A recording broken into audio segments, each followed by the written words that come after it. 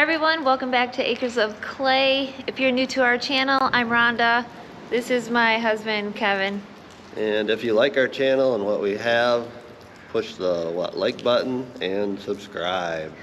So today we're on our way to Ionia, which is kind of in the middle of our state, southern middle, I guess you'd say. That's where we buy our steel from. They cold roll steel, pole barn steel for the barn, and we're on a trip to get some. We just picked it up. We'll show it to you in a little bit. But we're stopping at a place along the Grand River as just to show you how just to show you how dry we are. Since meteorological fall has started, which is September 21st, we are down on rain by what, a little over 4 inches. So we are standing along the Grand River, and if you look up the river, you can see, especially over there and here in the rocks and stuff, as to actually how low we are. We'll walk up a little further, but just how low we are in precipitation. Even on the bridge here, the road we're standing under, you can see where the water level marks are, and it's just kind of neat to see,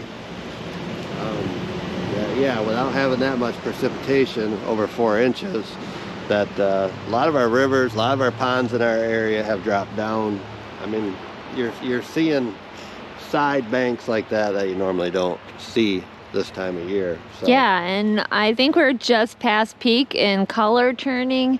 We had a heavy wind a couple days ago, and I think it took a lot of the leaves off the tree, so now they're starting to look a little more bare. But you can still see quite a bit of color here, and it's always pretty to see the color changes. Color change, and yeah, like those trees there, their leaves are gone already. So yeah, they're talking windy here again, I think Tuesday and Wednesday of next week. So when this video comes out, yeah, it'll be Tuesday and Wednesday, and that may get rid of a lot more leaves, because we're starting to see a lot of leaf drop. And I don't know how the meteorologist or whoever really determined peak. Is it like when just before the leaves start to drop? I don't know. When like 90% of the leaves have turned, we don't really know when the peak is. Yeah, but they're not dropping yet. Yeah. I don't know. So where we're at, though, it looks like it's a trail. I mean, someday. We didn't know the trail was here until we drove by it, so that's why we stopped. That's why that's why we're doing an on-site kind of a video. So obviously there's a train, and there's a little train depot and stuff up there. So maybe in our ventures we'll have to take this trail for a walk sometime in the future. But not today, because we have to get home. It's a cloudy, rainy kind of day, because we did get some rain overnight, and we got what, a quarter inch. And so we got to get back home, because at 1 o'clock we have a load of concrete coming. So. Yeah. The concrete, I think the boys are working at putting wire down and making sure it's all ready. We'll be home, hopefully plenty of time before 1 o'clock. But yeah, we left quite early this morning just to make this trip. It's about not quite an hour away from our house. So the boys were doing chores, or everybody else. Sydney's milking cows, Ethan's scraping barns. Sanders, well, he's supposed to be doing his school, but we'll see. I'll check it when we get home. So here's the steel that we picked up. We've got some just flat steel that we're gonna hang on the inside of the workshop. So that's what all these are. And then we've got some corner trims and some what's that called? It's called the Z trim. And we got some Z trim in here. So yeah. So what we're doing in the barn, I'll maybe show you, is that actually I'm making my own trim up on top. We're using a piece of Z trim. Some people call it Z trim, other people call it D trim or hem trim. So there's like 3 different names for the same thing.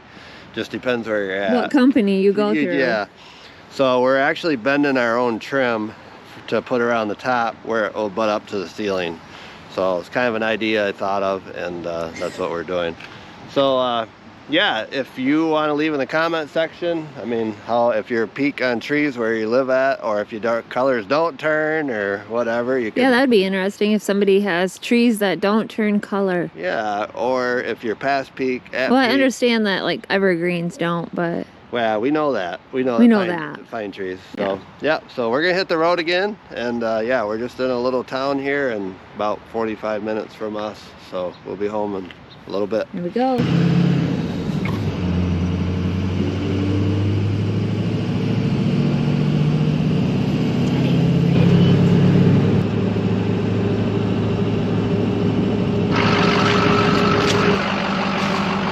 Gonna combine some corn this afternoon. Combine's sitting in the neighbor's field, and so it's been here overnight. Kevin's gonna check the oil. Let's go check it with him.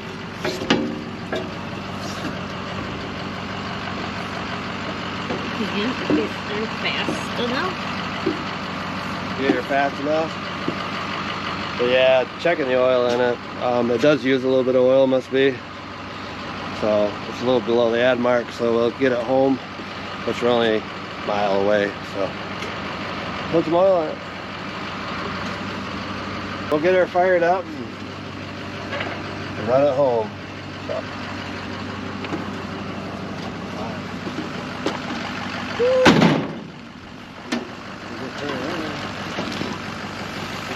Well, we have to. I was trying to get video of that. Wow.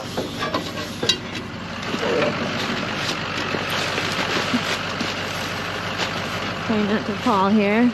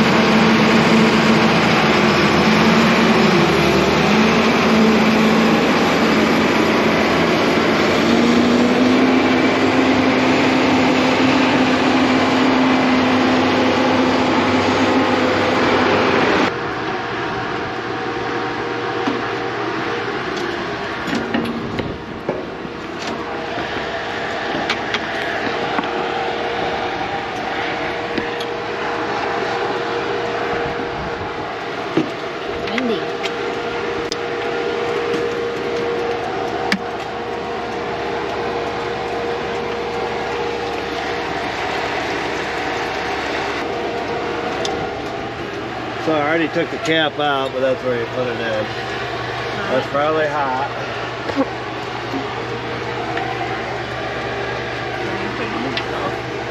You want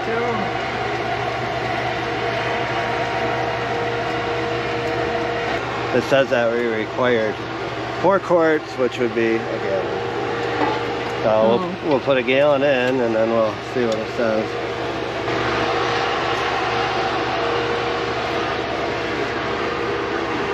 Wow. So.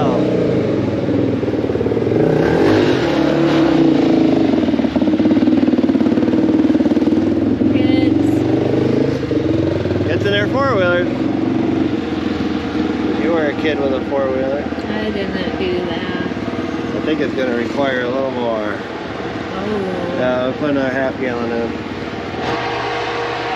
So we're going to check it one more time. We put a gallon in it first, and it wasn't quite up to where it's supposed to be. Now it's halfway to where it's supposed to be, so we're good. This engine here, it fills through the valve cover. Some of them have fillers on the side of the block. It's this little plug here. Not a lot to it.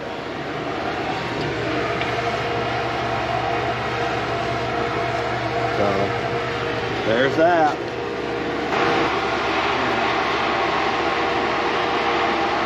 We're just checking the air filter and just servicing it with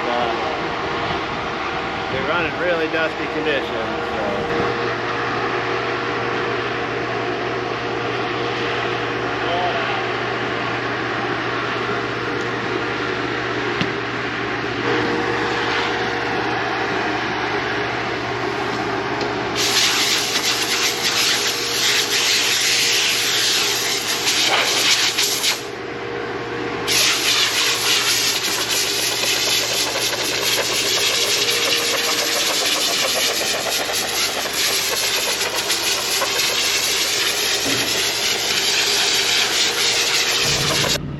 So I'm following the combine. We didn't take the head off, and we're not hauling the head with the header wagon. And that's just because we're only traveling a couple miles, and it's all down back roads. If we were to travel busier roads, we'd have to take the head off and haul it with the wagon. But we're gonna have to do that today, so that's nice. It just does take up pretty much the whole road, especially these back roads that aren't very wide. So it's an 8-row head, 30-inch rows. If it was a 10-foot or even a 12-foot head, then we'd have to definitely put the head on a wagon for transport. But these back roads, most of our fields are on back roads, so it's kind of nice that we have back roads here because they're not traveled very far. They're not traveled very heavily, so we don't meet a lot of people, which is kind of nice. We only got maybe a couple more semis here at this field, and then we'll head to another field.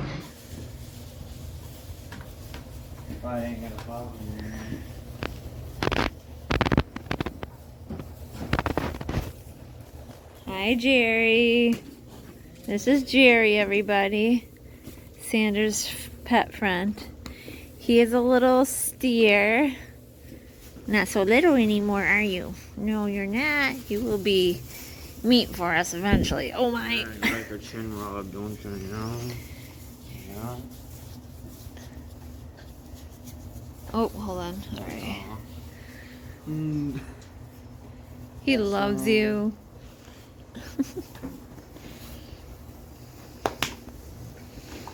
Like, but wait. Let me say hi to everybody. Brains going. You're so Right fat. into Jerry. He wants the camera. All the viewers. He wants all the views. Like, bang. So we have this. He's a steer. Yes, I know. We're not. Stop. This one is a steer. That one I think is a steer, but we didn't name him. Because he's not, here, can you pet him and keep him out of the way? Okay. And that was a steer, even though we didn't name that one. Over here we have a bull. This one here is a bull. He ripped his ear tag out, so I got to put it back in. But he came from a mom that we bought. So, we're going to keep him. He's a cross bull, kind of a Jersey bull. And, we'll raise him for breeding the herd.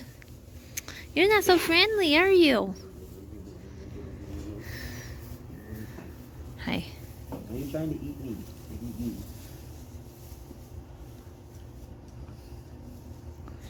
Calves are curious. And, whoop, we left the gate open. We got this little guy.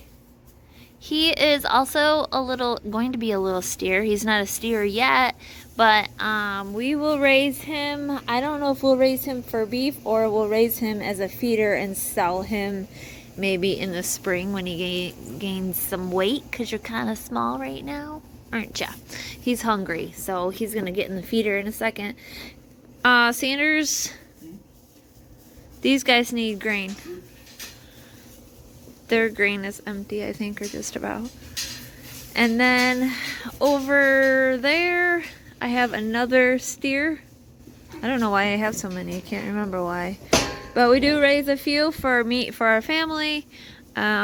We've never pursued raising it for selling the meat. We don't do that. So it's just for ourselves. But look how little you are. got a lot of growing to do. Say good morning.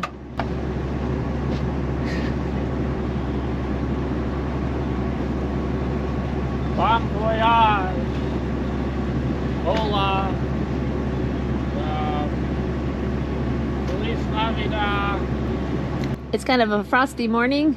The windows are all fogged up on the combine. Kevin finished this field last night, so we're gonna move this combine to the next field that we have.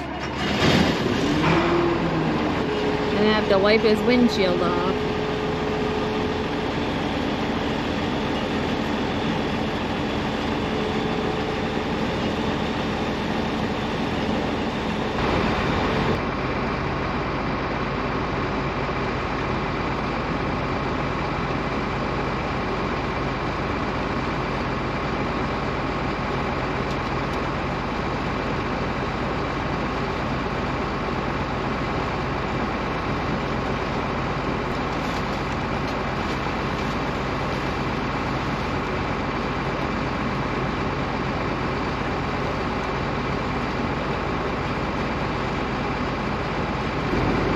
So this field here averaged just under 200 bushel an acre. So we were happy with that. It yielded quite well. Now we're gonna go on to another field. We'll see how that one does or compares to this field. But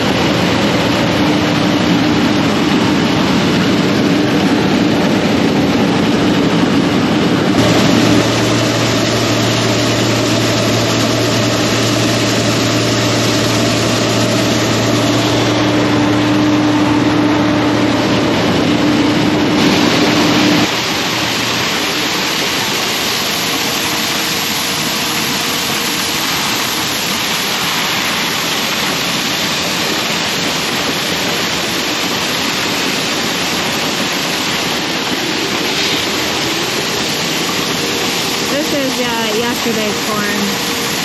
This is dry enough to go right into the bin.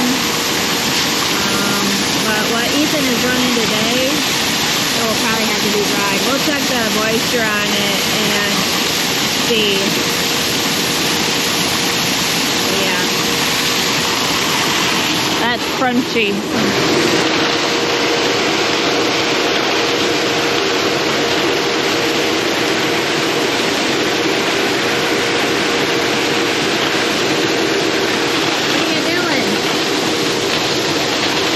Putting this straight in the bin because it's only like 13% moisture. But the bin is about that far from being full, so I'm trying to keep a really close eye on it so I don't overrun it. Yeah, we don't want to overfill. No, that's what, yeah. Yeah, we're not talking about that. It's just starting to spittle a couple kernels out, so it's getting pretty Yeah, I saw close. that. Yeah. We get too full, so I'm sure there's openings up there.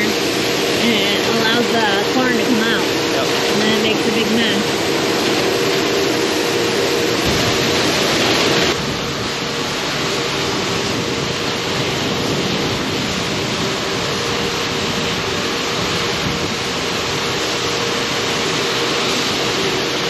So we made it home from picking up the steel. We did that yesterday actually, so today's a new day.